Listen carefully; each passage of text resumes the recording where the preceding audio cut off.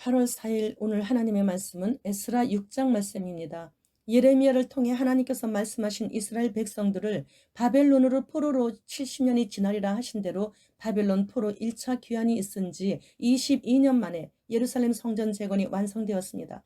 성전 공사는 5, 6년 정도밖에 걸리지 않았지만 공사를 시작하고 2년 만에 사마리아인들의 방해로 14년 동안 공백 기간이 있었습니다. 사실상 포로 귀환의 실제적 목적은 예루살렘 성전과 성벽 재건 공사 때문이었습니다. 그렇지 않았으면 바벨론에 의해 완전 파괴되어 피폐해진 예루살렘으로 돌아올 이유가 없었습니다. 바벨론 포로 생활 70년이면 이미 그곳에 생활터전이 다 닦여 있었고 안정된 생활을 하고 있을 때였기 때문이죠. 그래서 고레스 왕의 칙령에도 불구하고 5만여 명만 책임을 느끼고 의무감으로 가나안 땅으로 귀환을 한 것이었습니다. 그런데 귀환에서 성전 공사를 시작한 지 2년여 만에 대적들의 방해로 공사가 14년이나 중단되었었죠. 그러나 많은 어려움 속에 우여곡절을 겪은 뒤에 드디어 성전 공사가 완료되어 성전 봉헌식을 기쁨으로 거행하게 된 사실을 오늘 말씀해 주시고 계시는 겁니다. 11절로 12절 말씀. 내가 또 명령을 내리노니 누구를 막론하고 이 명령을 변조하면 그의 집에서 들보를 빼내고 그를 그 위에 메어달게 하고 그의 집은 이로 말미암아 거름더미가 되게 하라. 만일 왕들이나 백성이 이 명령을 변조하고 손을 들어 예루살렘 하나님의 성전을 헐진대 그곳에 이름을 두신 하나님이 그들을 멸하시기를 원하노라. 나 다리오가 조서를 내렸노니 신속히 행할지어다 하였더라. 이렇게 다리오 왕이 고레스 왕의 조서를 찾아내어 사실을 확인한 후에는 전폭적으로 유다 백성들이 성전을 재건하도록 힘써도왔습니다.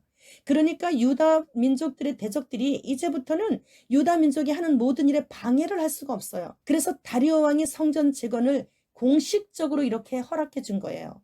사실상 사탄의 세력은 귀환한 백성들의 주변 이웃들, 특히 사마리아인들의 세상 나라를 도구로 삼아가지고 성전 건축을 방해를 많이 했지만 사탄의 행동은 하나님의 권능 앞에서는 아무런 효과가 없었으며 때가 되었을 때 정확하게 성전 재건은 이루어진다라는 내용이에요. 지금 엘리트들이 지하 벙커를 진작에 다 만들어 놓고 자신들만은 지구가 어찌되든 살 수 있도록 나름대로 살 길을 이미 구축해 놓은 지 오래예요.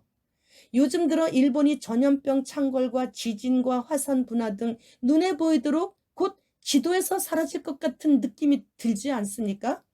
그리고 세계 유명 정치인들이나 재벌들이 갑자기 얼마 전부터 계속해서 사임을 한다거나 뭐 그런 기사를 자주 접하게 됩니다. 그런데 이 시점에 갑자기 아베가 총에 맞아 죽은 거예요. 그런데 너무 이상한 것은 아베가 연설대에서 연설하다가 총에 맞아 연설대에서 몇 계단인가를 내려가면서 쓰러지는데 경호원들이 그다지 당황하지도 않고 급히 그의 곁으로 죽기 살기로 달려가야 하는데 그러는 모습도 안 보였어요. 아베 또한 엘리트 아닙니까?